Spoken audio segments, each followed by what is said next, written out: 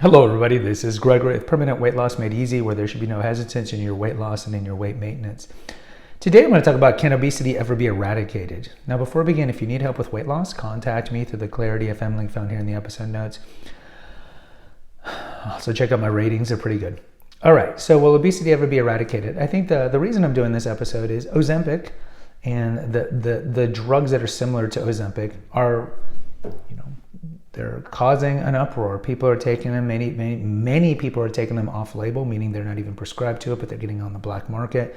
We know that a lot of diabetics who Ozempic is made for are claiming how they can't even get the drug because so many of the rich, wealthy people in America are getting it privately and using up the supply. We know that the drug companies that are made Ozempic and the similar drugs are ramping up production because they see what the stats show, that it does lead to weight loss, and also it has strange correlations with helping with depression and smoking cessation, all these things. It's like a miracle drug. It's like a miracle drug. And so you see that there might be a future where if everyone's taking Ozempic or some similar drug, people are going to lose weight. So will weight loss ever be eradicated? And I would say, excuse me, I would say probably not, because see, Ozempic is a outward sign of one of the problems with America, which is the instant gratification pop a pill mentality, right? We want something like Veruca Salt from the old Willy Wonka. I want it now, Daddy. We just want it, and we don't care of the side effects. Like if you tell somebody who's taking Ozempic for weight loss, this might shut down your liver. This could lead to cancer. Shut up. And I get it. We have an episode here about how 50% of Americans would rather be thin and lose 1 year off their life, and something like 15% of women rather have a special ed kid and be thin than be overweight, and it's something like 15% would rather have one arm only and be thin. So we know that people are desperate to be regular weighted, and we know that in America right now, we're the fattest we've ever been in human history. That is just documented and uncontestable. 75% of people are overweight, meaning that they're at least 20 pounds overweight. 40% are more than 20 pounds overweight. So I think instead of looking at like the pop a pill, and Ozempic's an injection, and you remember the studies so far show that it only works when you're taking it. If you stop taking it, you're going to regain the weight. So of course, Big Pharma loves this, right? Because you're going to be a customer for life.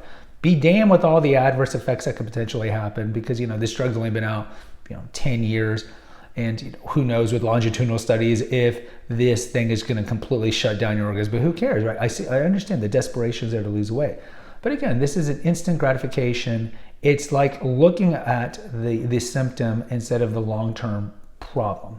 And I think if you want to eradicate obesity in America, you got to look at why people in the first place are overweight, right? That seems pretty just logical and commonsensical.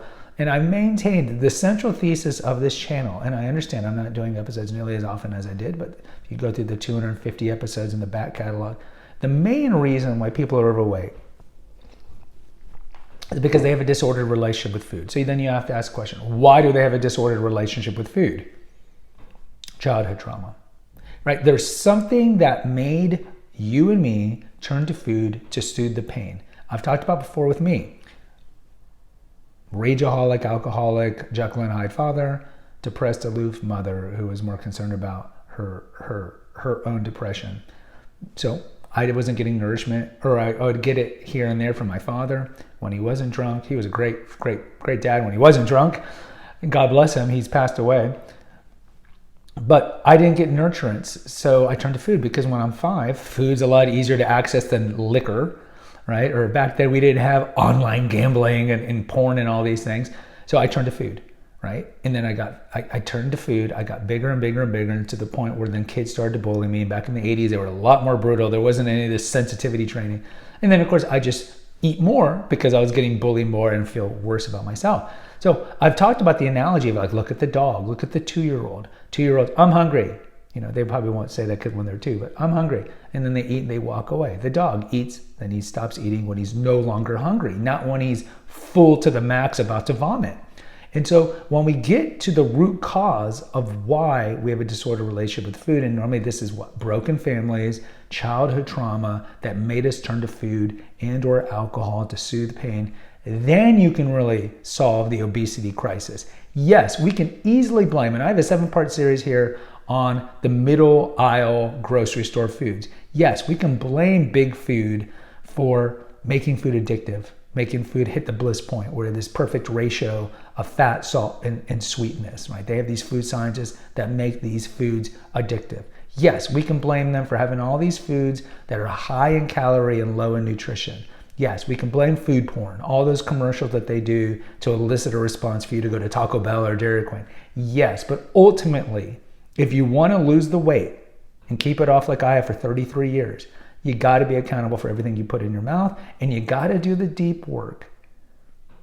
And it might be painful, it might be sexual abuse, physical abuse in your past, but you got to do the deep work to get to the core for long-term permanent weight loss. And Ozempic is a fad. It's the now what, okay? Because people, as it becomes more readily available, more people will take it. But now what, right? It's a stopgap measure that can't be sustained. It can't be sustained. Plus, you're looking at the adverse effects of taking this drug. So again, even though in the long run, it's harder to do the deep work, I'm telling you, in the long run, that's the way you lead to permanent weight loss, not some magic insta-pill, insta-jection route. Guys, post in the comments. I'd like to hear from you. Until next time, take care. God bless and pray.